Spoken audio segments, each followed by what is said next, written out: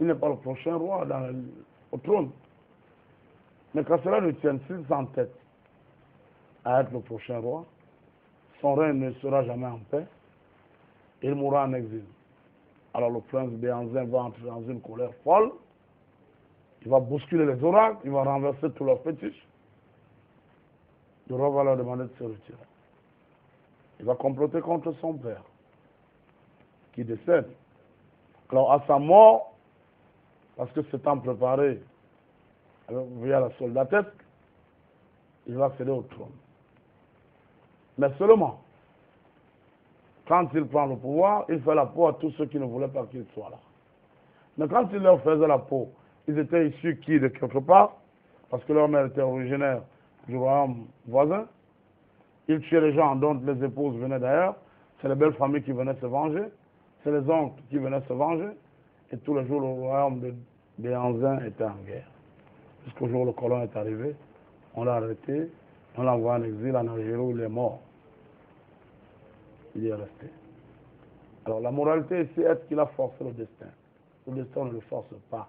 Mitterrand disait quand on bouscule le temps se venge. Si vous êtes appelé à être chef, tel un bon prédateur, attendez votre heure. Ne vous opposez pas, parce qu'on ne s'oppose pas au chef de son peuple. On est des Bantous. Donc vous attendez votre temps. Je suis le prédateur qui attend son heure, je ne bouscule pas le temps. Vous savez, Galilée a eu tort d'avoir eu raison trop tôt, et le monde a eu tort de lui avoir donné raison trop tard. Je voudrais quand même que l'on revienne, lorsque je parcours ce document qui mentionne les 13 bonnes raisons d'adhérer à votre parti politique, on se rend quand même compte que dedans, c'est une philosophie que vous voulez vraiment porter à l'attention des Camerounais. Je me demande bien, ces Camerounais, je reviens, qui aiment ce qui est concret, est-ce que vous pensez qu'ils auront le temps de vous comprendre? Est-ce qu'ils pourront vous comprendre? Parce que lorsque vous échangez, il y a plein de proverbes, plein d'histoires, et les Camerounais n'aiment pas trop d'histoires, ils aiment l'homme concret, l'homme qui passe aux actes. Monsieur Louis Roger Moitié, permettez-moi de vous nommer.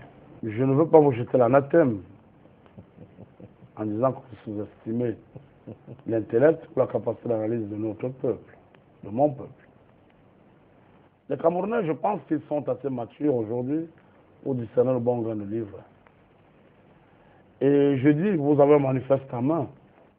Quel autre acte voulez-vous? Le Bodo Ruben Oumiobe disait, il faudra donner au peuple la culture civique et politique. Il faudra donner au peuple camerounais les moyens d'espérer, mais tout en lui présentant les options claires pour l'avenir. Il faudra la vérité, parce qu'en politique, il faut aussi la vérité, même si elle blesse et déplaît. Les actes, on ne peut pas me demander les actes aujourd'hui au Cameroun. Ce que nous faisons aujourd'hui à travers les 13 bonnes raisons d'adhérer au parti, on dit que c'est une chose de créer un parti. C'est une chose de dire aux gens venez au parti, mais c'est toute autre chose de dire aux gens pourquoi ils doivent être dans ce parti. Et c'est ça les 13 bonnes raisons d'adhérer au parti. Nous voulons passer par une culture civique et politique. Parce que je dis, quand un peuple a les ressources humaines, quand un peuple a la matière grise, le reste suit. Vous n'êtes sans ignorer que l'adage dit que la fortune dans les mains d'un imbécile, elle voit la perdition. Alors, si on veut appeler demain un lendemain radieux, il faut bien qu'on commencer à préparer le peuple, commencer à préparer les masses, donner notre culture politique, notre culture civique. C'est pour ça que, par exemple, à mes meetings, à nos rassemblements, je tiens d'ailleurs à dire merci ici à tous les 46. Les 46, c'est les militants de l'Esprit d'avril 48, parce que les autres parlent de camarades, nous parlons de 46. Je dis merci à tous les patriotes qui adhèrent à cette vision. Je dis merci aux cogépistes qui adhèrent à cette vision, parce que vous avez les autres qui ont créé des fan clubs, mais à mon arrivée au Cameroun, le 6 avril dernier, j'ai été ravi de constater qu'il y a des jeunes qui se sont constitués en comité de jeunes patriotes pour le président Jean-Marc Gosse, ce qu'on appelle le COJEP, comité de jeunes patriotes du président Gosse. Je leur tire ma révérence, je leur dis merci à tous les patriotes, qui disent merci demandent encore. Et si vous pensez que tout ce que j'ai fait hier, tout ce que je fais aujourd'hui ne sont pas des actes, alors l'autre slogan, parce qu'il est inclusif, il dit ensemble bâtissons, j'attends les autres, qui nous apportent leur plus et qu'on bâtisse ensemble.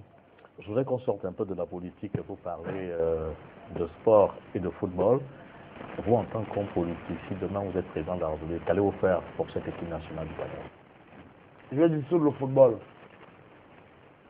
C'est une source sociale d'aliénation. Je le dis et je l'assume. Parce qu'au temps de 90 minutes, on s'émeut, on oublie les réalités de son quotidien. On bloque les routes, on gifle les policiers parce qu'on a un petit milliardaire en short. L'intellectualisme n'a plus sa place. On ne bloque pas les routes pour faire passer un docteur. J'ai vu récemment un jeune qui a le bac à 16 ans. J'attendais qu'on organise des fêtes pour louer ça. Non. On chante en fête parce qu'il y a un citoyen lambda qui a signé un contrat, qui ne sait peut-être pas écrire son nom. Le temps de 90 minutes, le peuple festoie, il s'émeut. Et quand il est passé la fête, il est face à ces réalités. Il n'a pas d'eau, il n'a pas d'électricité. Les footballeurs ne sont pas des patriotes. Le patriote, c'est ce soldat-là. Je présente d'ailleurs mes hommages à l'armée camerounaise, à la police camerounaise, aux forces de l'ordre et de défense, qui au quotidien se battent pour assurer notre sécurité, tant à l'intérieur qu'à l'extérieur des frontières. Ça, c'est des patriotes. Ils se battent pour la patrie. Un footballeur, c'est un mercenaire. C'est un travailleur qui attend un salaire. Alors, quelqu'un qui joue, parce qu'il n'a pas de prime, il dit il ne joue pas s'il n'a pas ses primes, n'est pas un patriote. Alors, pour ma part, je dis, demain, il est question à la limite de dissoudre cette équipe nationale-là. Parce que je ne vois pas ce qu'elle a apporté au quotidien des Camerounais. Je ne vois pas, honnêtement. Je ne vais pas faire dans la langue de bois, mais je ne vois pas. Et je vais vous dire, vous me demandez pourquoi on n'a pas de victoire. Ceux qui dirigent notre football, je me demande quelles sont leurs motivations réelles. Mais je vous ai dit, je n'aime pas parler des autres. Je n'aime pas juger, parce que je ne prends pas le soin de jauger. Le seul soin que j'ai au quotidien, c'est comment répondre efficacement aux attentes des Camerounais concernant leur quotidien. Alors, quand un pays se déplace, forme de délégation, à hauteur de plusieurs millions, on vous dit il y a une mission en France pour aller chercher un entraîneur de sorcier blanc, loin de moi toute idée tribaliste. Regardez le frais de mission, on vous dit 50 millions. 75 millions pour une semaine de mission. Mais 50 millions construisent 5 centres de santé d'anciens de nos villages à 10 millions. 50 millions construisent 10 puits.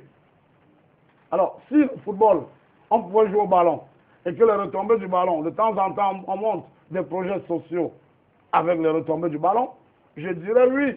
Si la FECAFOOT construisait des écoles, construisait des centres de santé, je dirais oui. Bravo le football. Mais quand on se déplace pour aller chercher des gens qui ont été incapables de se démarquer sur le plan footballistique dans leur pays, on me parle d'un certain Raymond Domenech qui est en pole position comme futur entraîneur du Cameroun. Quelqu'un que la France a rejeté. Quelqu'un qui allait en Coupe du Monde, est rentré avec 0 points. Chez nous, on ne promeut que la médiocrité. C'est ce que vous voulez me dire? Arrêtez d'insulter le Cameroun, s'il vous plaît. J'aime ce pays, arrêtez de l'insulter. Ça, c'est sur le plan sportif. Voilà. Pour moi, le sport, je dis, il contribue à la santé de l'être. Il contribue à la santé de l'être.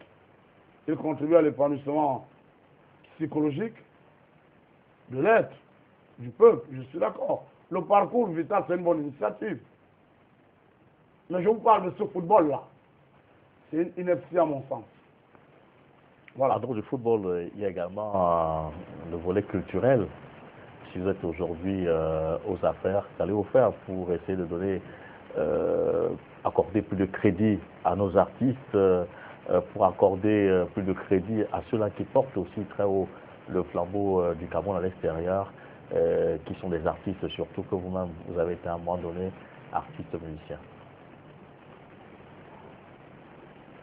Artiste compositeur. Interprète, si vous voulez, on peut encore rajouter. Bon, je veux dire une chose. Il n'y a jamais de problème sans solution.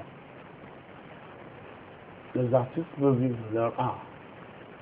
Mais leur art est miné par la piraterie. Et nous avons à cœur demain de créer la police des mœurs. Je vous prends un exemple banal. Vous êtes devant nos épaules. C'est de pirater. artiste tel sur le marché, vous brandissez, le jeune brandit, la paume débarque et vous interpelle. Vous montrez le réseau par lequel vous avez obtenu ce disque piraté, on démantèle le réseau, vous êtes placé sous mandat de dépôt, vous êtes coupé d'une peine d'emprisonnement. Quand vous commencez à arrêter les petits revendeurs, les petits distributeurs sur le terrain, à démanteler les réseaux, les fabricants d'œuvres piratées vont disparaître par eux-mêmes. Le problème de la piraterie sera résolu, l'artiste vivra donc de son travail. Et ce Cameroun là est possible. Et parce qu'il vivra de son travail, les droits d'auteur seront reversés, ils les recevront et ils feront bien leur job. Mais c'est pose également un problème qu'on n'a pas de salle de spectacle. Mais, quand ils vivent déjà de leur à eux, quand le problème de la piraterie n'existe plus, c'est clair que les gens vont investir dans l'art. S'il n'y a pas de salle de spectacle, c'est parce que les gens estiment que aujourd'hui ça ne sert plus à rien de mettre des moyens, de gros moyens dans l'art. Mais comme en politique, rien n'est tout noir, rien n'est tout blanc, comme en politique tout est réversible, nous avons donc à cœur demain de régler cette question de la piraterie, qui est la principale gangrène à l'édification d'un Cameroun culturel. Alors, si vous êtes aujourd'hui aux affaires, qu'allez-vous faire pour faciliter ça, cette libre circulation et surtout trouver des moyens appropriés pour permettre aux jeunes Camerounais de pouvoir avoir le minimum vital? Monsieur Louis Roger Noadieu, je m'en vais vous prier de reformuler votre question. Vous dites si je suis aujourd'hui aux affaires. Ça porte une note de scepticisme, ça porte une note de conditionnalité. Mon avenir ne se conjugue pas au conditionnel, se conjugue à l'affirmative.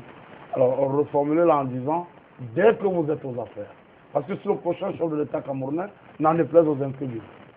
Alors, reformulez-la comme ça. Le problème qui soit, je ne peux pas la reformuler puisque je ne détiens pas l'avenir. Bon, vous ne détenez pas l'avenir. Non, pas la même vision. Ne destinez donc pas l'avenir au conditionnel. Destinez mon avenir à l'affirmative. Bon, quand cela ne tienne, le peuple m'a compris. Je dis, le respect est la clé de la paix, du bonheur et de l'harmonie. Quand vous respectez les autres, ils vous respectent. La libre circulation des personnes des biens. Demain circulera librement chez nous celui qui nous respecte chez lui. Vous refoulez un de mes citoyens, j'en refoule 10 des vôtres. Vous m'enterrez un Camerounais vivant comme on le voit dans certaines contrées. Je vous enterre 10 citoyens vivants. Ce sera une dent pour une dent, un œil pour un œil. Le Camerounais doit être roi et fier chez lui. Dorénavant, sous notre règne, le Camerounais qui veut voyager, il y aura tout un ministère en charge de cette question, en charge de la question de la diaspora. Nous allons, il va se rapprocher des services de l'État. Il va nous dire pour combien de temps il compte être dans le pays où il veut aller. Nous allons lui demander d'amener quelqu'un qui la valide.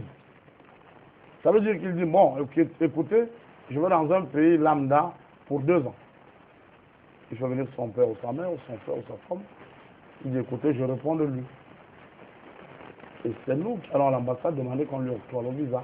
Le passeport camerounais va coûter 500 000. Si vous avez 500 000 francs pour faire le passeport, alors voyager, vous avez les moyens de voyager.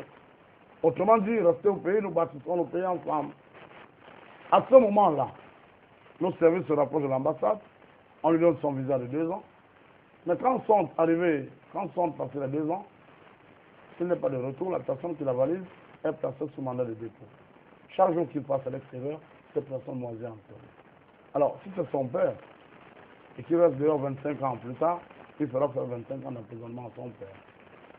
Et s'il a trouvé un job là-bas, au bout de ces 2 ans, il doit revenir pour dire dorénavant, je veux m'installer à l'extérieur et que l'État le sache.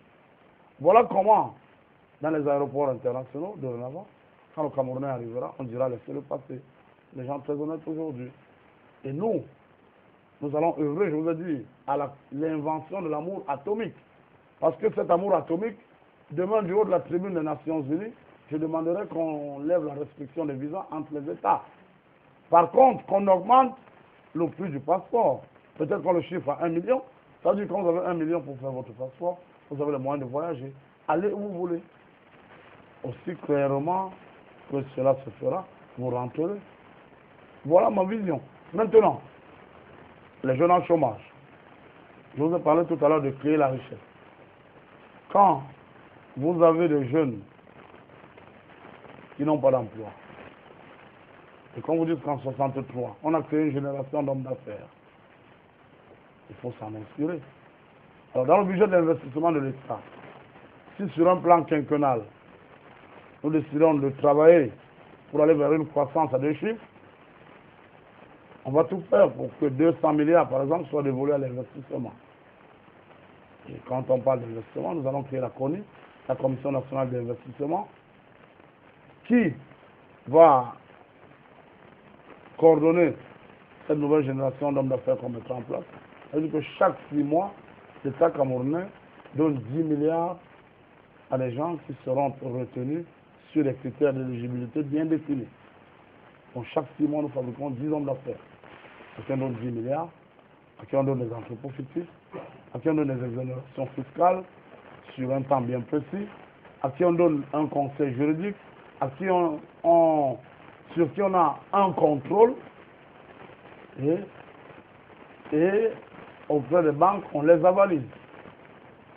Ça veut dire quoi? Par exemple, prenez notre pays qui produit le cobalt à l'est du Cameroun. Ce cobalt est exporté. Mais le cobalt intervient dans la fabrication de batteries automobiles, monsieur Roger Noisier. Alors, on peut créer un homme d'affaires qui met en place une usine de construction de batteries automobiles. La condition est qu'il emploie la main-d'œuvre camerounaise. Ça crée de la richesse. Parce qu'une économie forte passe par un secteur privé fort. Je tire d'ailleurs mon chapeau au régime en place qui n'a cessé de déployer des efforts, au chef de l'État qui ne cesse de déployer des efforts pour accroître demain notre capacité énergétique. Ça a été fait, mais je pense que peut mieux faire. Parce que demain, pour mettre en place des industries, on a besoin d'avoir assez d'énergie. Donc, je loue la création du barrage de Memvele, le barrage de Lompanga, c'est des initiatives louables et à encourager. Je voudrais qu'on aborde le volet de la corruption avec l'opération FRD qui a pignon sur aujourd'hui au Cameroun pour l'assainissement des mœurs. Quel commentaire vous inspire cette méthode pour traquer tous ces hauts commis de l'État qui ont dit que la fortune publique? Quelqu'un qui détourne les fonds publics est pire qu'un voleur qui arrache un portable dans la rue. Parce que ce fonds peut permettre de créer des barrages.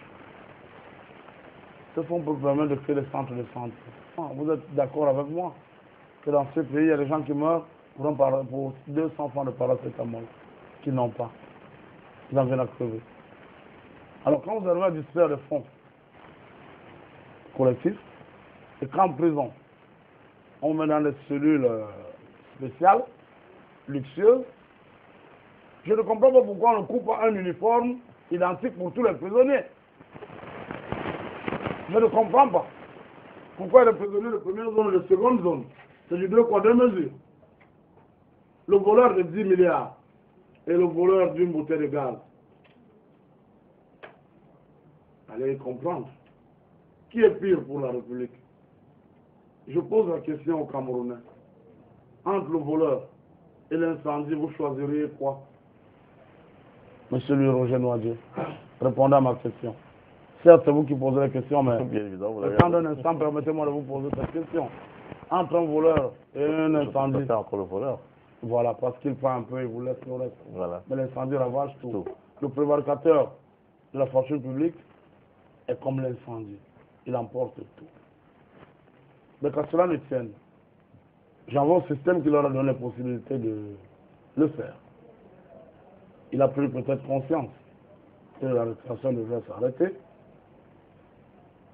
Et parce que rien n'est irréparable en politique, comme le disait Jean Noël, parce qu'en politique, rien n'est tout noir, rien n'est tout blanc, nous, on peut en 48, on pense que demain, on peut signer une loi d'amnistie générale pour dire à ces gens, vous avez distrait la fortune publique, rétrocéder 20%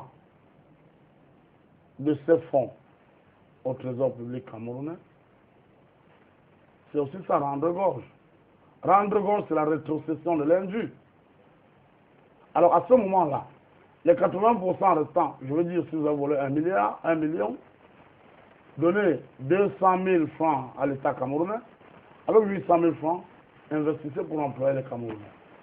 Mais au préalable, la loi d'amnistie vous interdira dorénavant de vous mêler de la vie, de la chose publique, de vous mêler de la politique. Parce qu'il n'est pas question que parce qu'on va vous amnistier, vous votiez d'énormes fortunes pour déstabiliser les institutions républicaines. Alors vous nous signez l'aide d'engagement, vous décidez de ne plus vous mêler de la vie politique, faites vos affaires, vous employez les Camerounais. Le jour où vous êtes pris à une réunion politique, vous repartez en prison et ce sera pour longtemps. C'est la loi, mais il faut bien qu'on l'applique. Alors, je suis pour une amnistie générale. Je suis aussi pour un audit des finances publiques afin que cela ne se répète plus. Et nous, au PEA 48, nous allons créer la PAC, la police anticorruption. Seront membres de la PAC tous Camerounais au chômage, tous jeunes, et seront rémunérés sur la base de leur dénonciation d'actes de corruption. Ça veut dire que vous voyez quelqu'un donner 1000 francs à un autre pour un service public, vous dénoncez, vous avez une prime de 100 000 francs. Le principe ici se veut dissuasif et plus tard répressif. Vous avez les solutions et nous espérons bien évidemment que ces solutions vont permettre aux Camerounais, lorsque vous serez à la tête de l'État, de vivre aisément. Merci, madame, monsieur. C'était le message pour la nation. Un message. Permettez-moi de m'adresser à mes militants. Oui, allez-y. Je tiens simplement à dire aux Camerounais que rien n'est tout noir, rien n'est tout blanc. Je tiens à dire aux Camerounais qu'aujourd'hui, il y a un chef qui est là. Nous devons le respecter. Mais soyons conscients qu'il n'est pas éternel, qu'il partira bientôt. Mais quand il sera parti, ce n'est pas les Chinois, ce n'est pas les Burkinabés, ce n'est pas les Togolais, ce n'est pas l'autre qui viendra faire notre nation. Le président Bongo disait demain se prépare aujourd'hui. Ensemble, préparons dans demain. Parce qu'en politique, rien n'est irréparable, comme le disait Jean Nouil. En politique, tout est permis, sauf de se laisser surprendre. Nous ne laissons pas surprendre par demain. Préparons demain ensemble. Et n'en déplaise aux incrédules, nous devons continuer à avancer main dans la main. Merci aux patriotes, merci aux 48, merci aux cogépistes, merci de croire au PEA 48. Merci à vous. Merci Podol Jean Mangos d'avoir accepté de répondre donc à ces quelques questions dans le cadre de ce programme Parole d'Homme, tout en espérant vous retrouver prochainement. Merci d'être venu. Madame, Monsieur, c'est tout pour cette édition de Parole d'Homme sur Canal International.